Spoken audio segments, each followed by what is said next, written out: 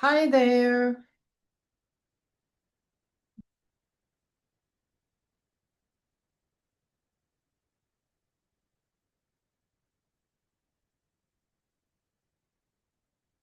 How's everybody?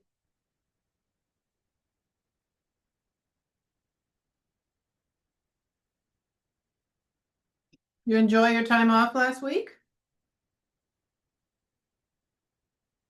Did you take all your classes off or just this one?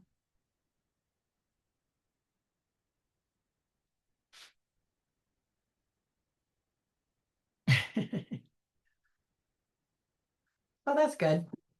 Although this class is kind of fun, probably compared to some others.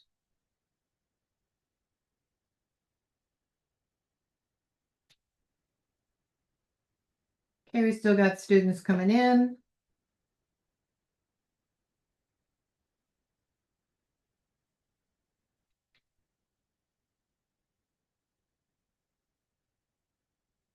Well, that's kind of half a break, Jack, right?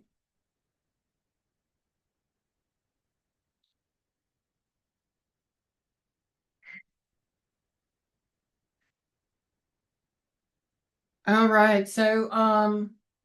I have that it's a minute after 1 o'clock my time, Eastern Standard Time. Um, Gabriel, you getting a snowstorm?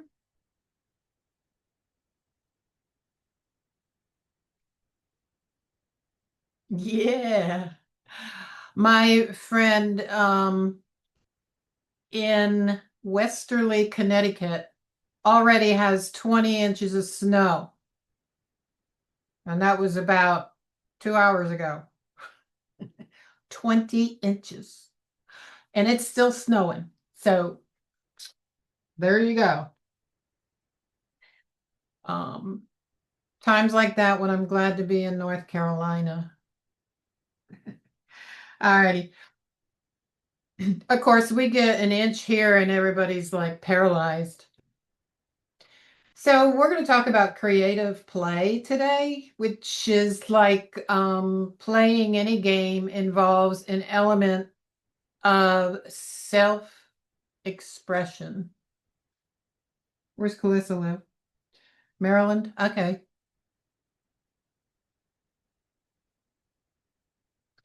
Um, so playing any game involves an element of self-expression because the decisions that a player makes reflects his play style, whether it's cautious or reckless, aggressive or defensive, and so on.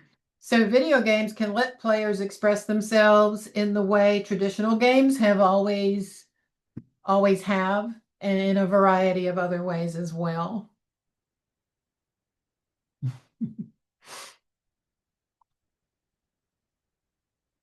Let's officially begin class with a prayer.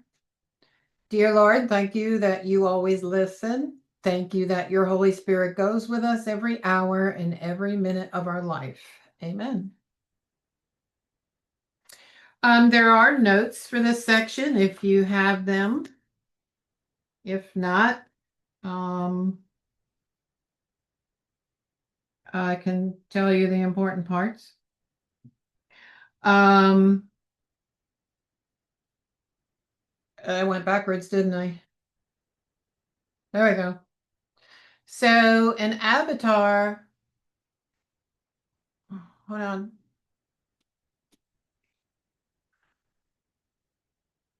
Yeah, creative and expressive play, right? And we may have time to start on the next unit, which is character development, but I'm not sure if we'll have time or not. All right. Okay, so talking about avatars, they represent the player in the game world. And frequently players make avatars that physically resemble them or how they wish they appeared. So, which is what AI does when it takes your picture. It kind of fixes you up and makes you look 20 years younger. So when a player selects a token to represent himself in Monopoly, she chooses an avatar and so engages in an act of self-definition. Um, I always liked the little race car in Monopoly when I played the board game, or the little dog. It had a dog in there too, the little pieces. So avatar selection allows the player to choose from a number of defined avatars, usually at the beginning of a game. And these avatars are most often humanoid characters, but um, in driving and flying games, they're vehicles. The top hat, I remember that too. Yep. Okay, so avatar customization allows the player to modify the appearance or the abilities of an avatar that the game supplies by modifying its features. And in role-playing games, this often takes the form of giving the avatar new skills or new clothing or weapons or armor. And in driving games, the customizable features may include the paint color of the car, maybe its type of engine, transmission, tires, brakes, whatever. So avatar construction gives the player the greatest freedom of all. He can construct his avatar from the ground up, choosing every detail from a set of available options, usually offered in role-playing games.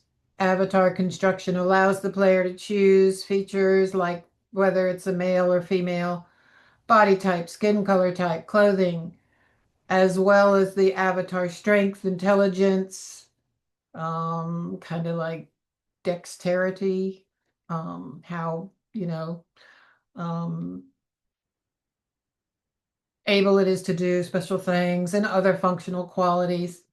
So under self-defining play on your fill in the blank, lets the player project their personality into the game world by means other than gameplay choices. And the methods include avatar selection, avatar customization, and avatar construction. Okay. I'm still going backwards. Oh, I don't want to go backwards today.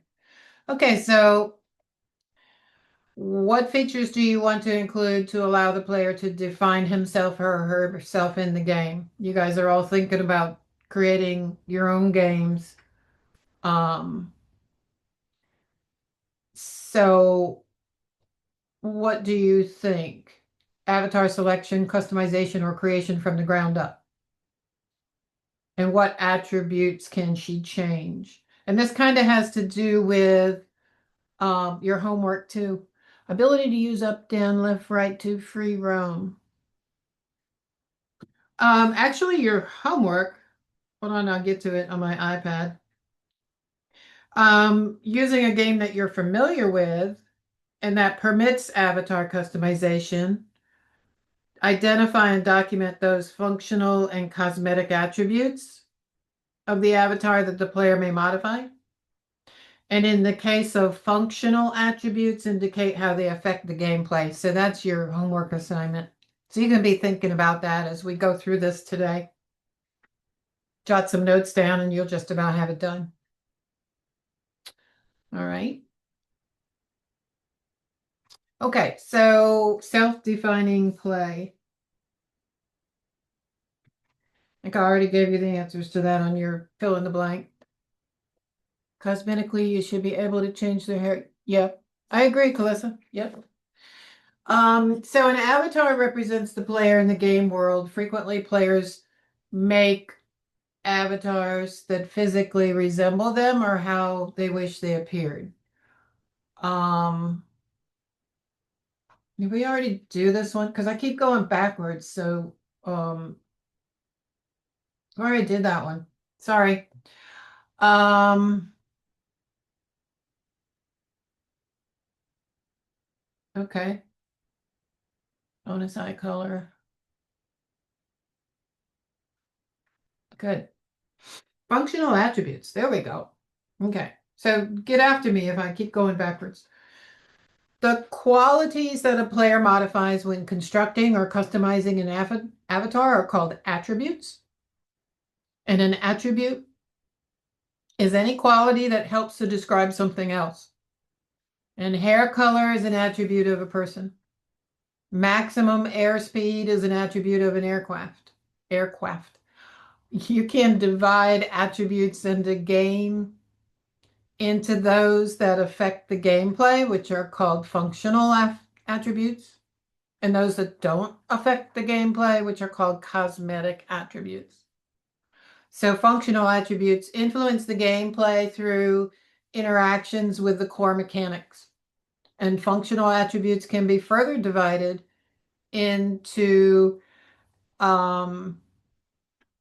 characterization attributes, which define fundamental aspects of a character and change slowly or not at all. Aircraft. Okay, so you keep interrupting my chain of thought. Status attributes, which give the current status of the character and may change frequently, is another one. Okay, so for example, maximum airspeed is a characterization attribute of an aircraft, while current airspeed is a status attribute. So for the purposes of creative play, we're interested in their characterization attributes. So you may have heard of the six, maybe you not haven't heard, but of the six characterization attributes used in Dungeons and Dragons. What do you know what they are? Anybody ever played Dungeons and Dragons? Do you remember any of the attributes? What are they?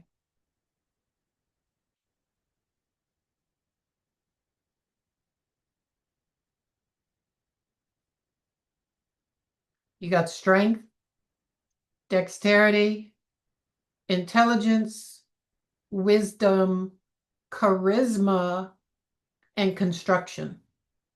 There you go. Good job, Jack. And each of these attributes affects,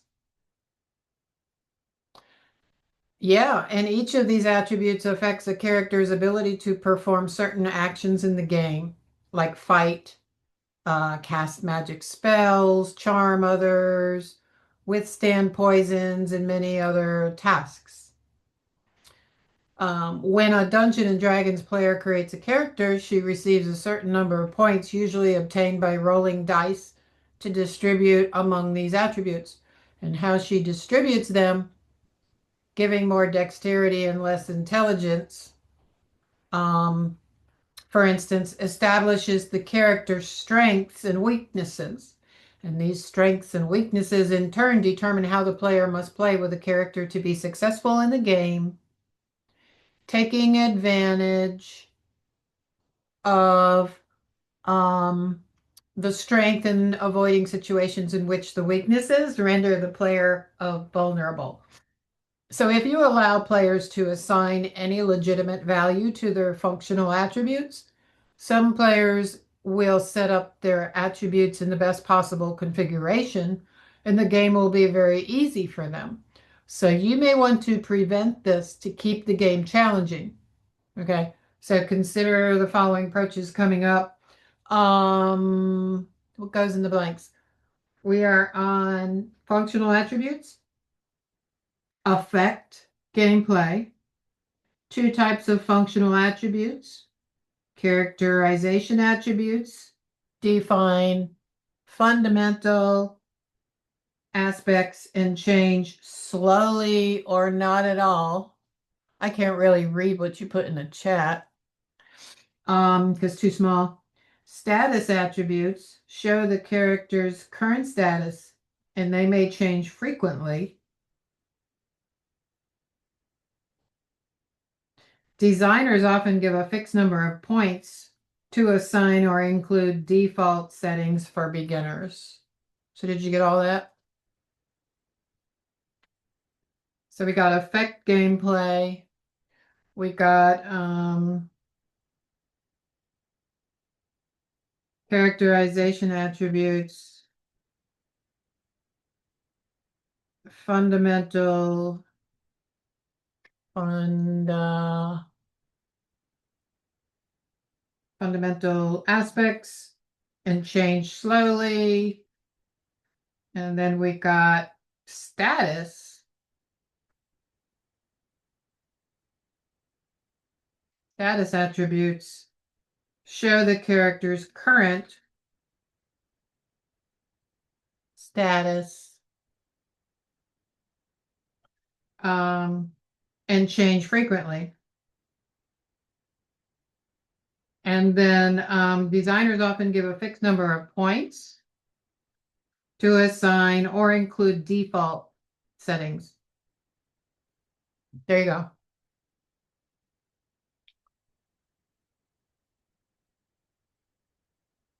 Backwards, forwards. Okay.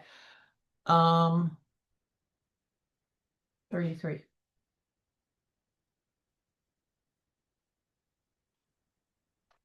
I can't see hold on for a minute. I need to get back to where I was. Okay. We did that one. We did that one. Here we go. Okay, so I need to pay attention to which slide we're on. And Nathaniel and Wyland is correct. Players that frequently play video games are called core gamers. 33, 6, 7. Okay, here we go. Okay, so game players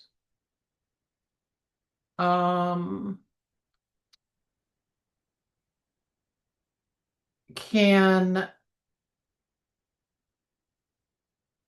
give a fixed or random number of points to assign among all their attributes, and this allows them to make interesting choices and create an avatar who reflects their own personality or fantasies without unbalancing the game.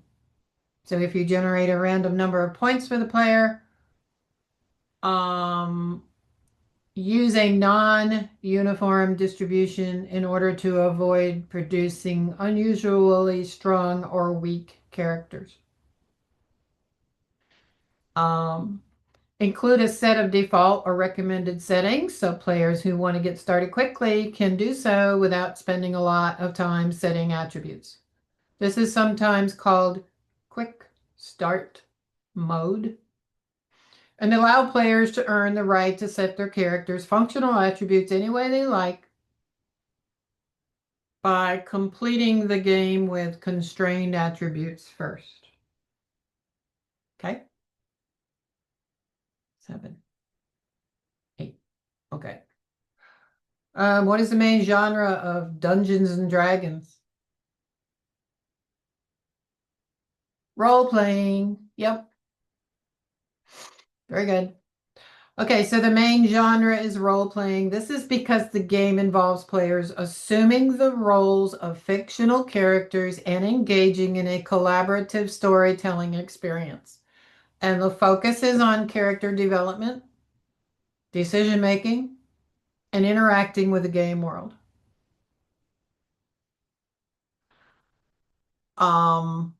They're rather than by action or romance. So therefore, the correct answer is role playing. Okay. So the main genre of Dungeons and Dragons is role playing. And that's because the game involves players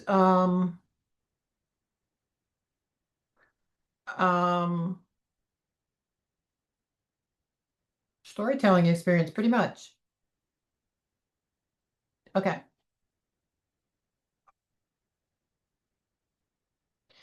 Alrighty. So how will you make clear to the player the possible consequences of his avatar customization decisions so that he can make informed choices?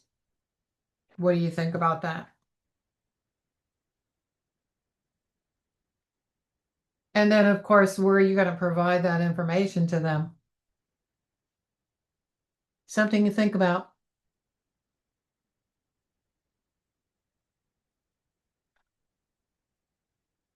In the selection menu? Yeah, sounds good.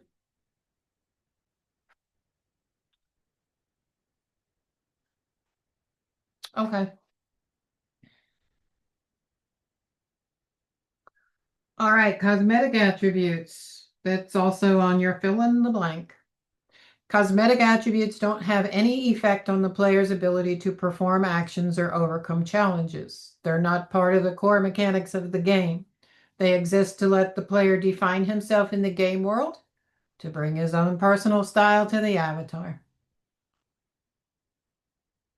A hover window. That's cute. That's a good idea. Nate.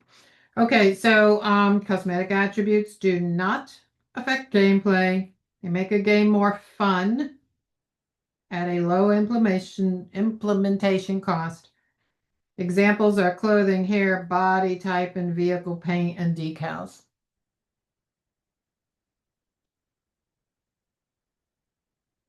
This will affect gameplay, or this will not affect gameplay. This choice is permanent. Oh, that's a good idea too, Calissa. Good suggestions. Okay, next. I went the right way that time. So, which of the following was the first ever commercially successful game in 1977 that allowed users to purchase individual game cartridges? A little bit of history. Uh-huh. Yep, Atari.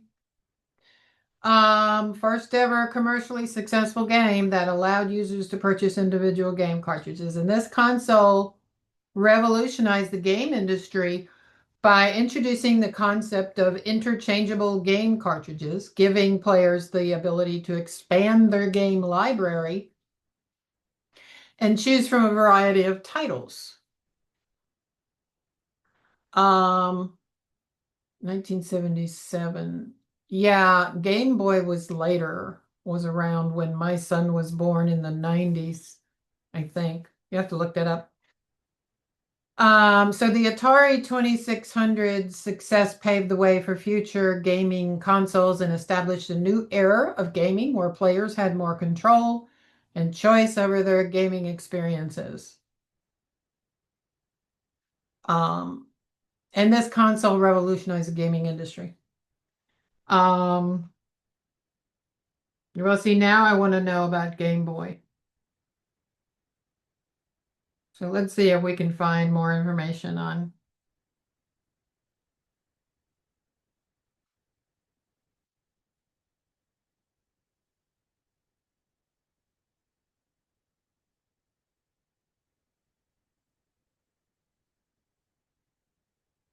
$1989, close enough. Yeah, was released in Japan. And then North America followed, and then Europe in 1990. It was a massive success, known for its 8-bit monochrome screen, long battery life, and being bundled with the game. Which game? What do you think? First came out on the Game Boy.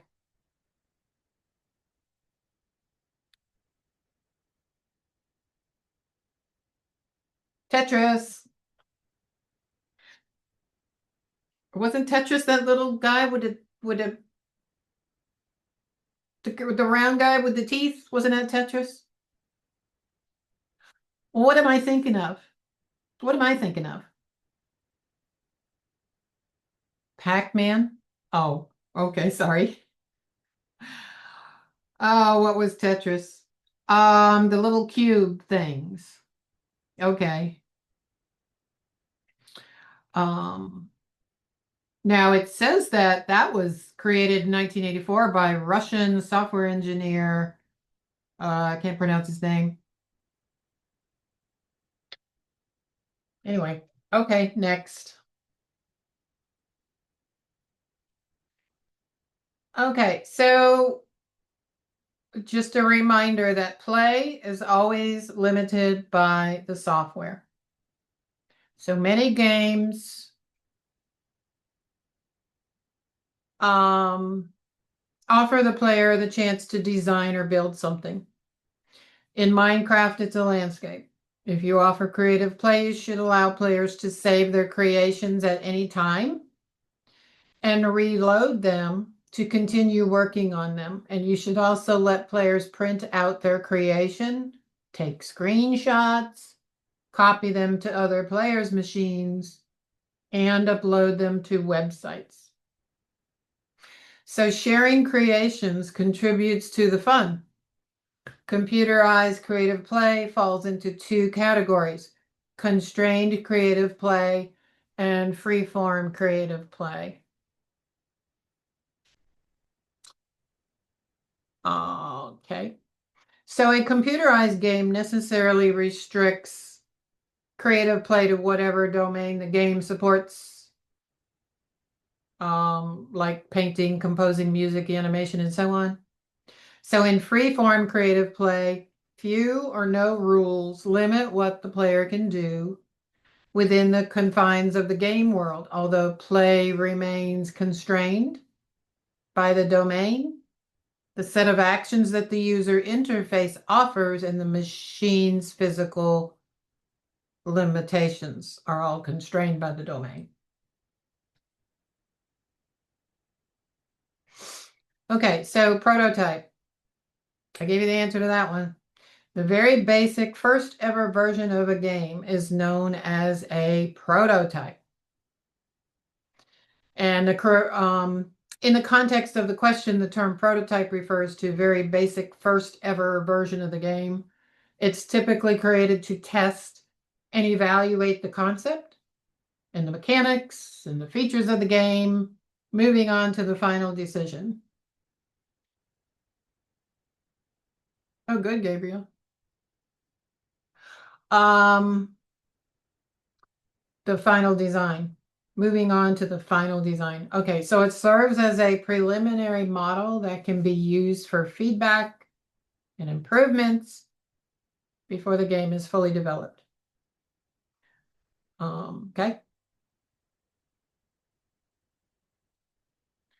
Constrained creative play. Okay, did you get the fill-in for creative play? Players should be able to save and reload their creations. Computerized creative play includes constrained creative play and free-form creative play. Okay, got those? When you write things down, it helps you remember them. Even though I'm not testing you on these, but if you want to be a professional game maker, then you'll want to know all of these terms. All right, so if the player may create only within artificial constraints imposed by the rules, her activity is called constrained creative play.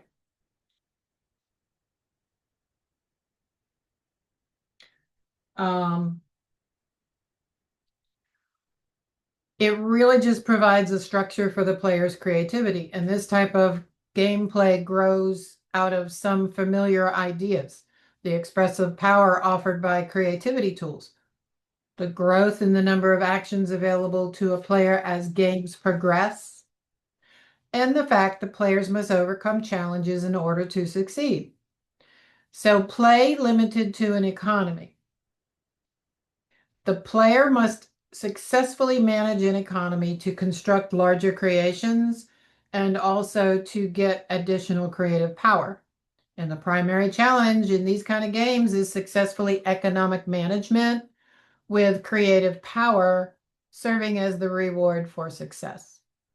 Okay, now another approach to constrain creative play gives players all the tools and resources they would like, but requires them to construct an object that meets certain requirements, usually having to do with making the object perform a function. Like the roller coaster tycoon. Think about that. Anybody played that? Roller coaster tycoon. That series requires the player to construct roller coasters in a theme park, right? The roller coaster must be designed in such a way that it doesn't crash or make the virtual riders sick, but is still exciting to ride. So Roller Coaster Tycoon combines the challenge of meeting physical standards with an economic challenge. Each element of the same park costs money, and the player must stay within a budget. Okay. So whenever you require the player to build to a standard and test his construction, when he fails, he needs to know why.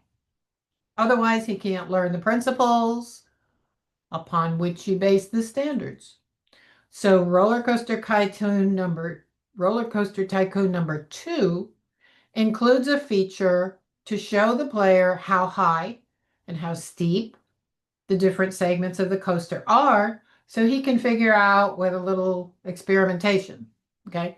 So the physical standards of a game do not need to conform to the conventional laws of physics. However, so the physics of Minecraft are so rich that players can build incredible things in the game world up to and including working computers. Did you know that? That's pretty cool. Um, and you can do that with a little Raspberry Pi device, by the way. Has anybody ever played with one of those little devices? They're really cool. Okay, thanks, Gabriel, for that information. But Minecraft physical laws are quite different than those of the real world. All right. So, constrained creative play. I gave you those answers already. We know that. Okay.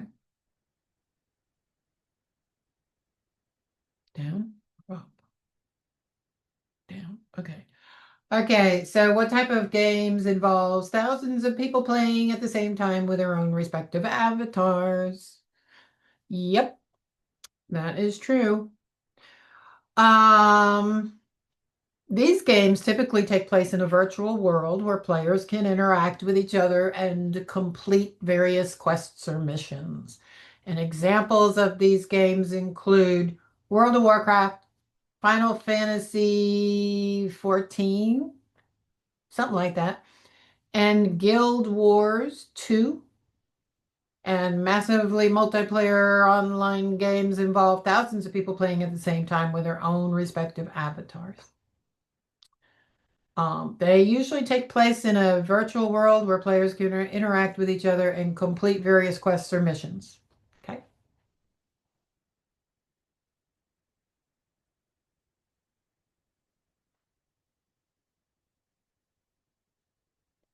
Um, okay, so freeform creative play on your notes is also known as a sandbox mode, and they provide unlimited time and resources, but usually offer fewer rewards. So think about if you offer creative play, what will its domain be? And what limitations will the machine impose? All right.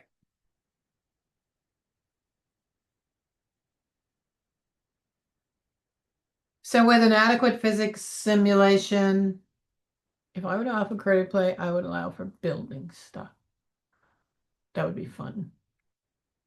Okay. Okay, so with an adequate physics simulation, any game can test a player's creativity against a physical standard, which is creating two aesthetic standards. So aesthetics represents a much larger problem because they don't consist of a set of universal laws in the way that physics does. To test the aesthetic quality of a player's creations, you have to set some standards of your own. So consider some of these options.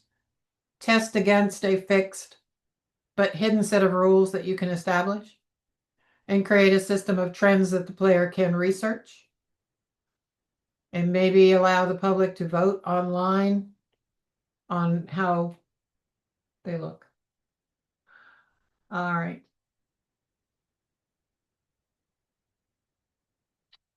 Which of the following is the most popular Nintendo game ever?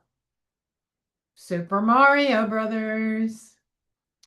It's the most popular Nintendo game ever because it revolutionized the gaming industry with its innovative gameplay, its iconic characters, and its memorable levels. So you guys are correct. It introduced players to the world of Mario and Luigi, challenging them to rescue Princess What was that princess's name? Yes, Princess Peach. That's it. From the villainous character, what was the villain character's name? Bowser. Very good. Boy, you guys are good. So the game's success led to numerous sequels and spin-offs and adaptations, solidifying its status as a beloved and enduring franchise. Its cultural impact and widespread popularity make it the clear choice for the most popular Nintendo game, and Super Mario Brothers. Um, what can I say? It's a cool game. All right. So, um, if a game lets the player use all the facilities that it offers without any restrictions on the amount of time or resources available other than those imposed by technological limitations, then it supports free-form creative play. And many games that normally offer constrained creative play also include a special mode that removes ordinary constraints. And this mode is called the sandbox mode. This is on your notes. And sandbox mode lets the player do whatever she wants, but usually doesn't offer the same rewards as the constrained mode. It may not offer any rewards at all. In this mode, the game resembles a tool more than a conventional video game. The very first roller coaster tycoon game did not include a sandbox mode, and reviews of the game cited it as a deficiency. So then the developers added a sandbox mode to the later editions. So generally speaking, if you're making a game that offers creative play, you should include a sandbox mode if you can. And players enjoy them. And because sandbox modes don't interact much, if at all, with the game's core mechanics, they are fairly easy to tune. All right.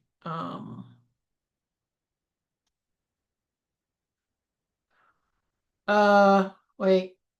Yeah, that's where I am. Okay, so things to think about. Will you offer freeform creative play? If so, will it be part of the ordinary play? Or will it be a separate sandbox mode? If you do offer freeform creative play, can the player's creations affect the gameplay? I can't wait to see some of your games that you guys are creating.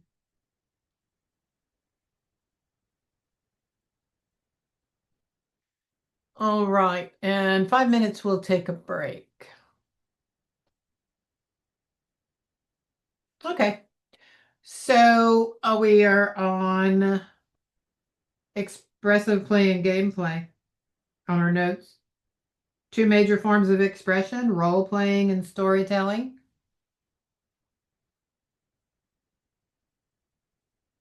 So two of the major forms of expression commonly found is role playing and storytelling.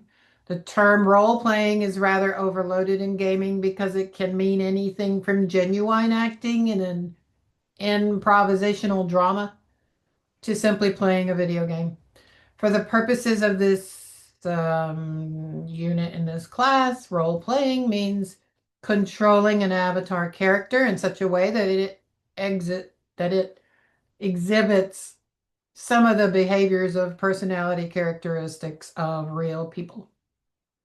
So to offer a player opportunities to act as a character, you have to first design the avatar that she will play with and decide to what extent the player can modify it.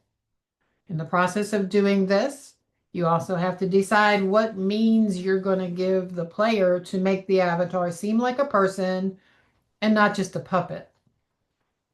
So actors portray characters through their voice, the movements, facial expressions. In presentational entertainment, these details are normally worked out in advance with a director, but in video games, they are improvised. And of course, everything has to be mediated through the game's user's interface. And some of the features you might consider implementing. Mood indicators. This is on your fill in the blank, by the way. Mood indicators. Um, uh, Forgot what I was going to say. Emotes, like emojis, short emotional animations, dialogue, text or speech. Um,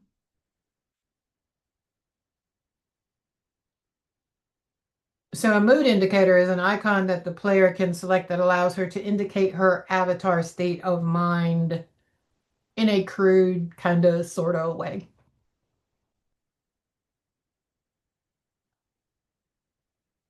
What kind of controllers are used in a Wii console? Motion, right. This means that they rely on detecting the movement and orientation of the controller in order to interact with the game.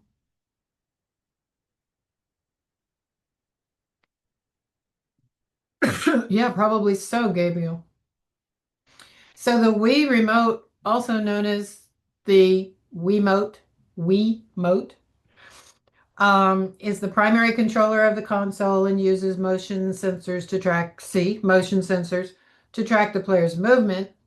But yeah, it could be touch sensitive. So this allows for a more immersive kind of gaming experience as players can physically um, swinging the controller to perform actions in the game. And the controllers used in a Wii console, well, this means that they rely on detecting the movement and orientation of the controller in order to interact with the game. So, yeah, you can point it. Okay. Alrighty. So, um, this is what we're going to do when we get back from break. We're only going to spend a few minutes on it, so think about it. So design a game avatar that represents you. You can just write down the points, or you can draw a little picture of the avatar, whatever you want to do. Okay.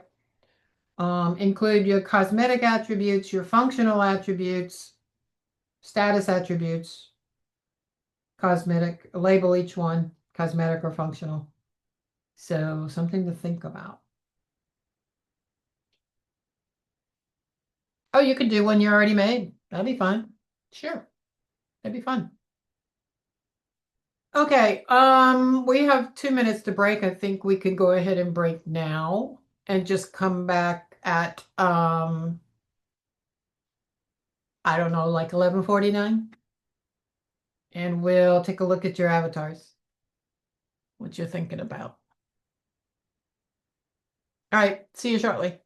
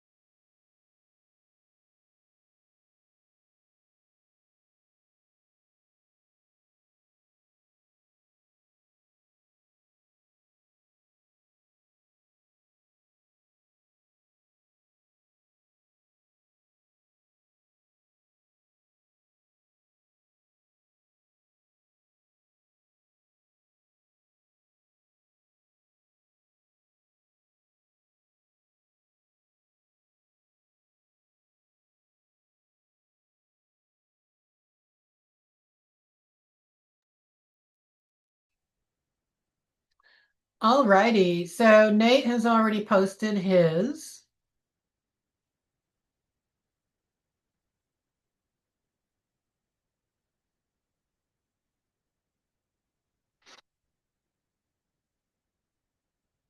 Anybody else? And he did it perfectly because he identified two characterization attributes and two status attributes.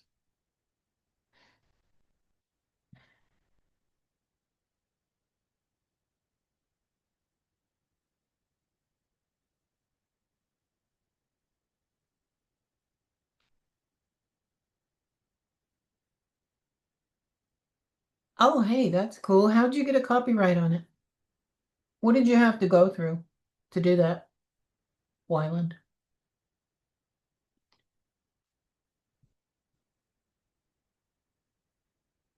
Cosmetic black hair, orange clothing, trainer, car for a vehicle, roll driver. Oh, wow, I can imagine. Very good. Very cool.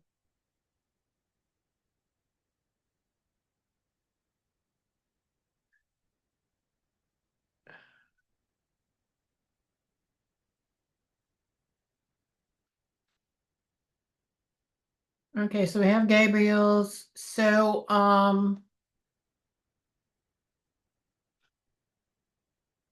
Wyland's surfer skeleton functional name beach bones.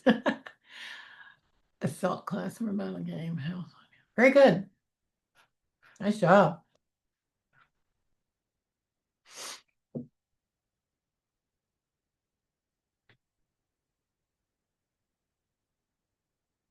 Anyone else?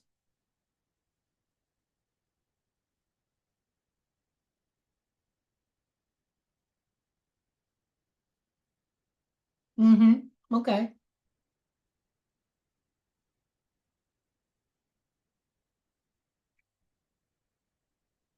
You're gonna have to keep my email and let me know when you have that published. Because it sounds like you're on your way. Alrighty. Okay, so let's talk about storytelling play. On your fill in the blank, provides features that allow players to create and share stories. Captured images and online forums help support storytelling. So some players really enjoy stories of their own using features provided by a game, which they can then distribute online for others to read. But you don't have to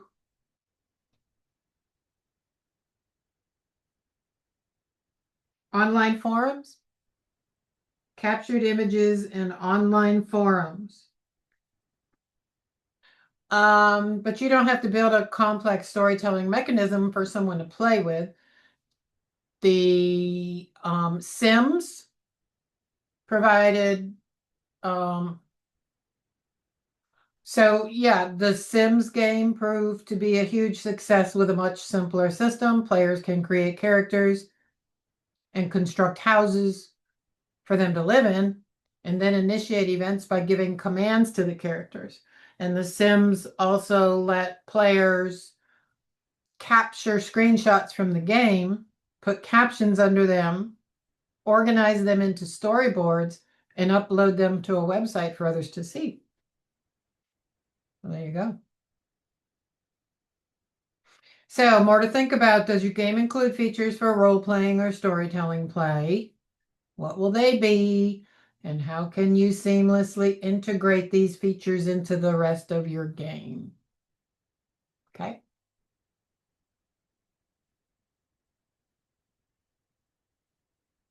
All right. Game modifications. On your fill in the blank, allow players to modify the game itself for maximum creative freedom. So pros about this, it's popular with core gamers and extends the game's lifespan. And cons are designers have no control over the mod, and the game's reputation could be at risk. So these are usually known as mods.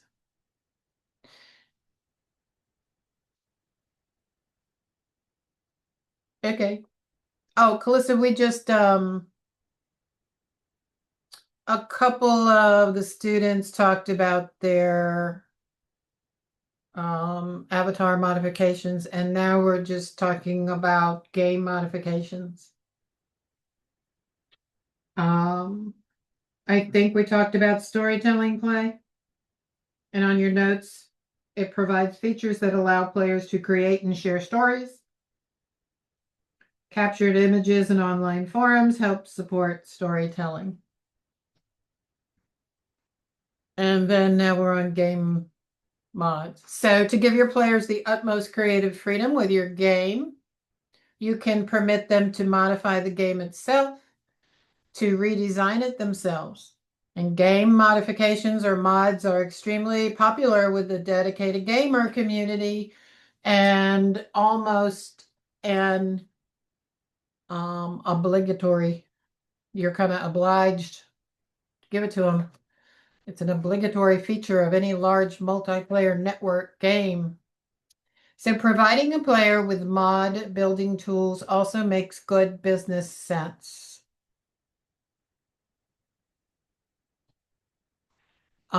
Your games or original content can keep people interested only for a certain amount of time.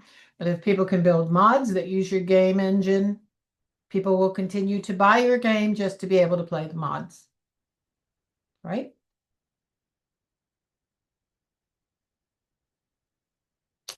So more questions to think about. Do you plan to allow mods? What will you let players modify? Can they create new levels?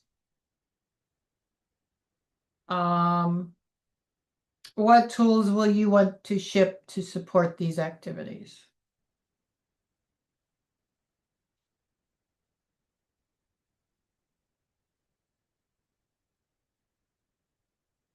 Okay. Um, Level editors on your notes. Tools included with this game that allow players to construct new levels, place challenges, and write scripts to run game play. So a level editor allows players to construct their own levels in a game. Some level editors permit players to define only a new landscape. Others allow them to define new characters. And a few go as far as to permit rebuilding the entire game. So generally, however, a good level editor lets the player construct a completely new landscape, place challenges in it, and write scripts that the game engine can operate. Okay. So which of the following is the first step in game design? Do you remember?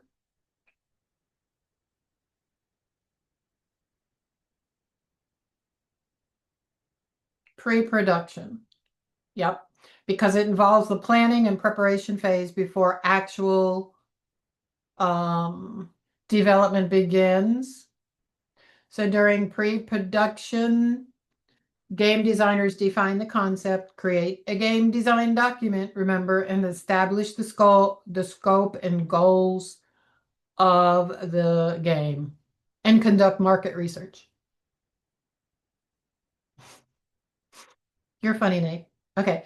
So this phase also includes brainstorming ideas, creating storyboards, designing characters and levels, and making decisions about the game mechanics and art style. What else do I need to talk about that? Okay. So next. Okay, bots. On your fill in the blank, AI opponents that the player can program are bots. Players may create tougher opponents than those included originally. Okay, so a bot is an artificially intelligent opponent that the player can program for himself. And by building bots, players can create tougher and smarter opponents that than they normally ship with a game. Some players use bots as sparring partners for practice before playing against real people in online tournaments. Okay. All right. So how will you create a sense of community between the players and allow them to share their creations with others? On your fill in the blank, games should allow players to share their creations with others and build a sense of community. So just think about how you might do that. Well, yeah. Yep. Forum post, yep. Okay, remember you have Moby Games that has a lot of information there for you as well. Okay, so go ahead and get out your um, annotation tools and match these up to the correct terms. And then we're going to switch over to talk about um, character development.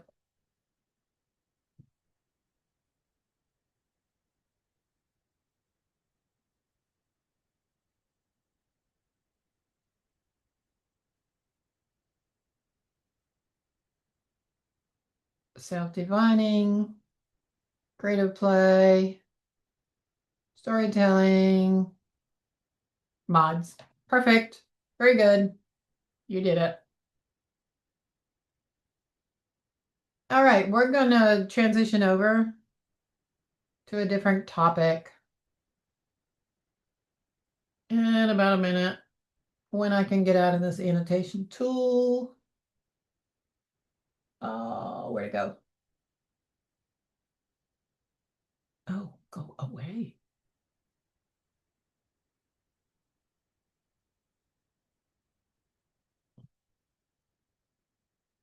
And I need to share with you. Share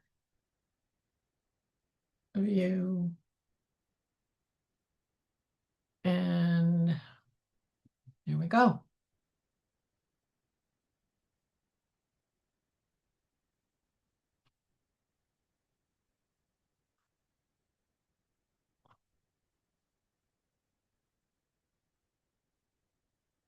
All right, so a little bit about characters. We have notes for this section too, if you want to grab those. So characters play a key role in entertaining your player in many video games, and the character that we play and those we interact with help make the game world believable to us. So not all games need characters, but they add life and warmth to a game, and they're essential to any game that includes a story. And we already said a prayer, okay. So, games in many genres.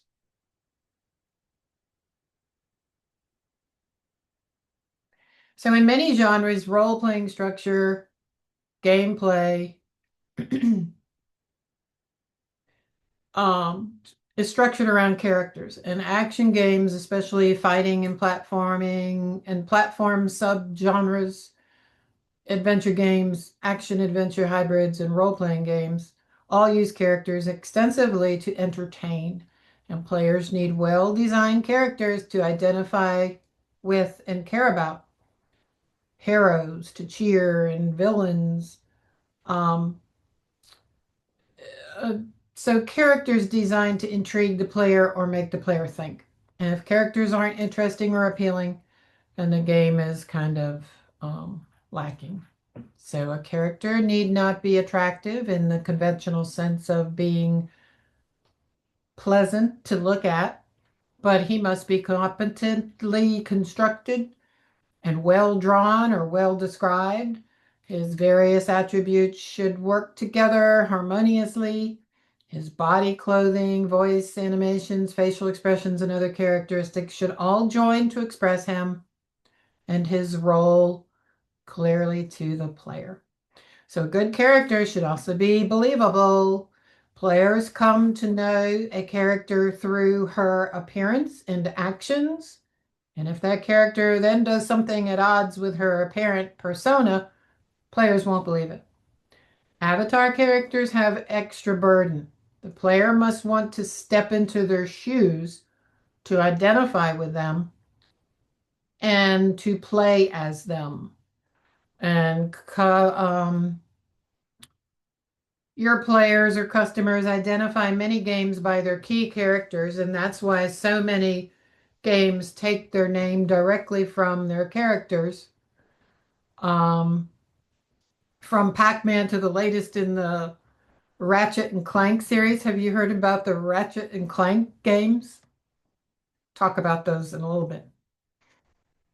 Good characters occupy what the marketing people call mind share, which is a consumer awareness of a product or a brand. And the goal of characters design then is to create characters that people find appealing, even if the character is a villain, like Darth Vader, that people can believe in and that the player can identify with, particularly in the case of avatar characters. All right, so if you're working on your fill in the blank sheets, games in many genres structure gameplay around characters. Characters should be distinctive and credible.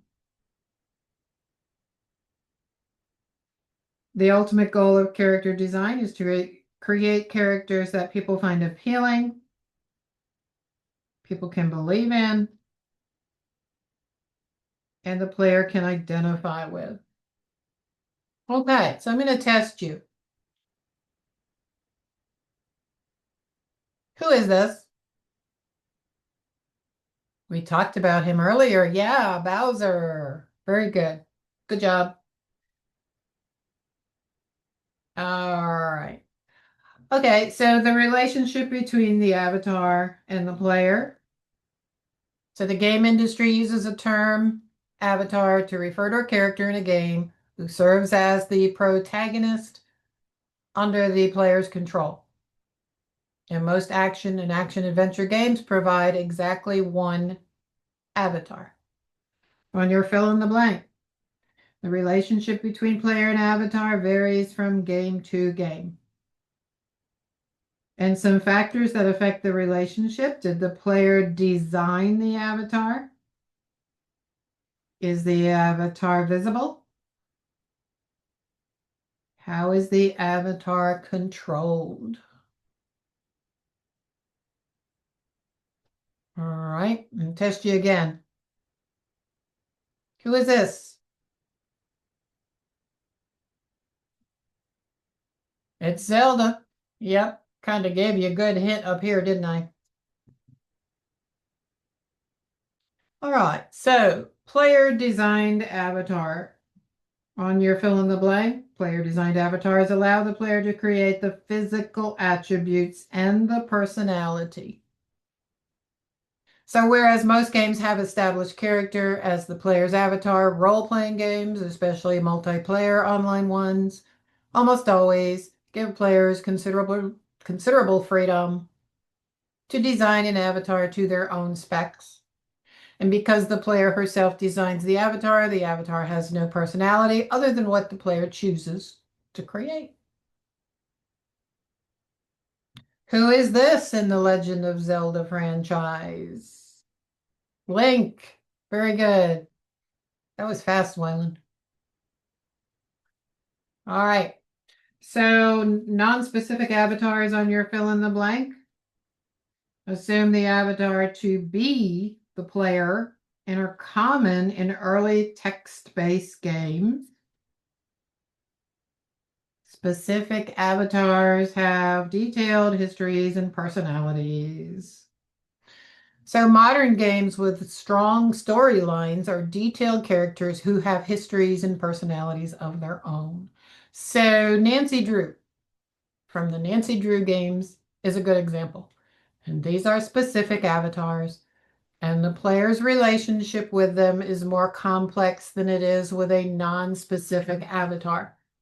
And with a specific avatar, the player's relationship to her is more like that of the reader's relationship to the protagonist of a novel. And the reader is not the protagonist, but the reader does identify with her. The difference is that in a game, the player can help and guide the protagonist rather than read about her. So between the two extremes of non-specific and specific avatars lies kind of a middle ground where the avatar is only partially characterized, specified to a certain degree, but not fully detailed. Okay.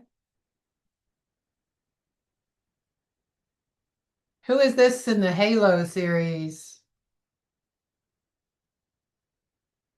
Who plays Halo? Yeah, very good. Yep, Cortana. Okay, so now we're under character development. No, we're not.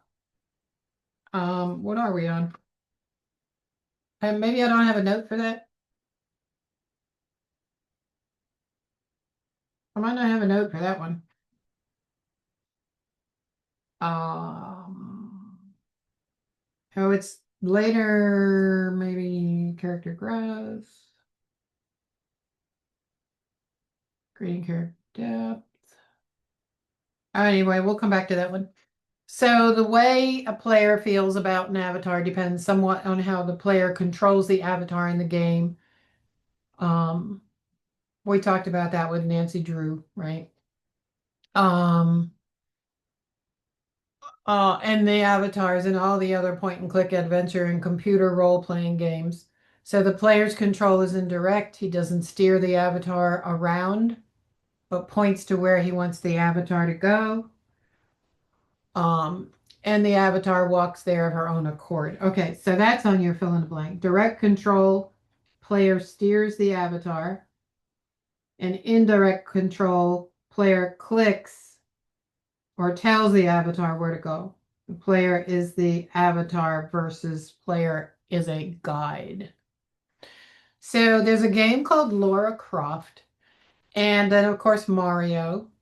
And in contrast, are under direct control. The player steers their bodies, the player becomes them and revels in the abilities that they have that the player doesn't. Okay. Alrighty. Okay. Anybody play the God of War, that franchise of games? The God of War. So, who is this? Well, if you haven't played it, guess you gotta guess. Yes, his name is Sindri. Yep. All right, so let's go to designing your avatar. So as you design the avatar for your game, think about how you want the player to relate to him. Do you want an entirely non-specific avatar? Like really no more than a control mechanism for the player, a partially specified avatar, which the player sees and knows a little about, but who doesn't have an inner life, or a fully specified avatar, separate from the player, an individual with a personality of his own. So the more detail you supply, the more independent your avatar will be. Consider psychological and social detail as well as visual detail. How much will he talk? The more he talks, the more we know about him. The more we know, the more he becomes differentiated from us. Also think about how the player will control your avatar, directly or indirectly. Your decision will have a profound effect on the player's identification with the avatar. And with indirect control, the avatar is distinctly someone else with a mind of his own. With direct control, the avatar is to some degree as an extension of the player himself.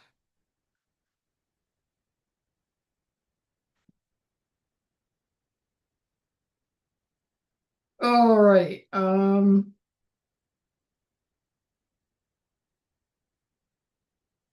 Okay.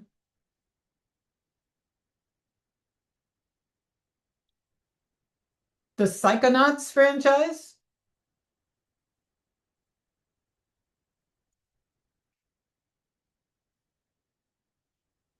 Psycho Boy?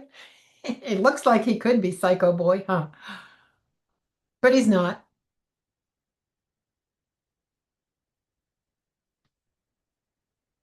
He's not Jackpot. He's D. Rasputin. I've never played this game, but I thought I'd stick it in there to see if anybody has. All righty. Okay, so characters. Art-driven character. It's on your fill in the blank. That design works best for simple characters who don't change during the game. And story-driven works best for complex characters or those who change during the game. Okay. So in modern video games, almost all the characters have a visible manifestation in the game. The exceptions are non-specific avatars who view the world only in the first-person perspective and disembodied characters who sometimes speak to the character, like through headphones or telepathy or other ways, but are never seen.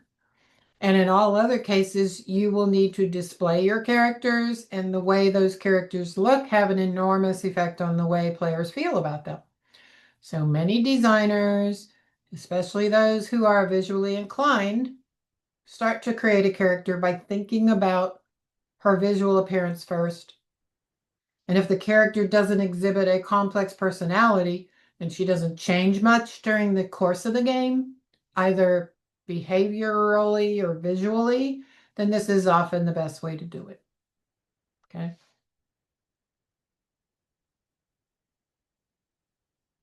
Final Fantasy, who's this guy or girl? I think it's a guy. No.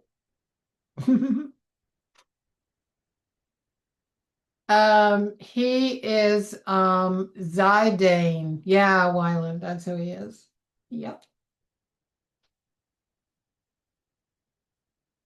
Okay, character physical types.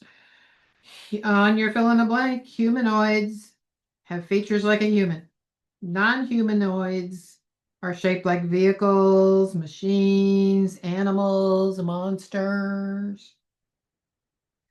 Hybrids are kind of like mermaids or a human machine kind of combination. And common stereotypes are cool, tough, cute, goofy, whatever. So characters in a video game fall into three general categories that we just talked about: human or humanoid, non-humanoid, and hybrids. Okay. So like in Star Wars, R2-D2, what is he? He's clearly a machine, but he has like really some qualities that are kind of endearing, right? So hybrids include beings such as humanoids or human machine combinations. The Borg from Star Trek and the C um 3PO? C3PO? 390? Well, who is the think his name was C3PO. I don't know. From Star Wars. He kind of read as a humanoid rather than a true hybrid because they still follow the rules for humans, like two arms, two legs, one head. What about Battlestar Galactica? Does anybody watch Battlestar Galactica? C-3PO, right? There were those Cylons. Doom, doom, doom. They had these things that went back and forth on their head. Um, they're kind of a hybrid machine human thing. You know who I'm talking about? They were pretty weird characters. Okay, so you got that one. Okay, the Nier and Dragon Guard series. Nice art. That's not Nier though.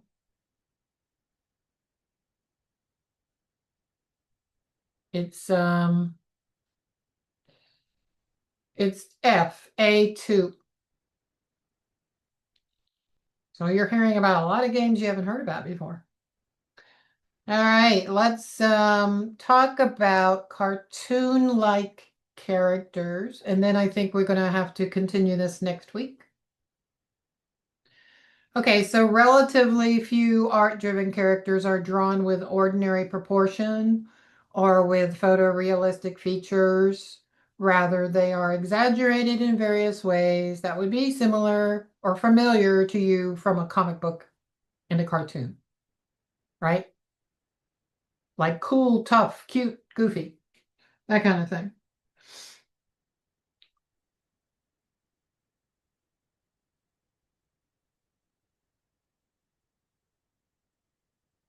So Ratchet and Clank. Here's Ratchet and Clank. We talked about him a minute ago, and I just wanted to introduce you to that game. Cool characters. They never get too upset about anything. Okay, they're cool. Angry Birds, they can be pretty tough, right? Tough characters amplify physical aggression. They get mad, you better watch out. All right. Mario, he's kind of cute, right? Cute characters are drawn with the proportions of human babies or baby animals, like large eyes and oversized heads. And then this guy, you ever heard of Crash Bandicoot? Yeah, Wyland's seen him. Okay, so he's kind of a goofy character. Goofy characters have slightly odd proportions and funny looking, inefficient walks and other movements. All right. Okay. So, we're stopping here on our fill in the blank. We'll continue next time with some more character info. One last, have you ever played Overwatch?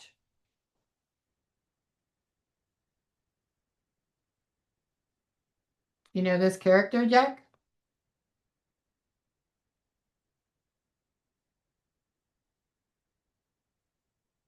Who is he? Hammond, yeah.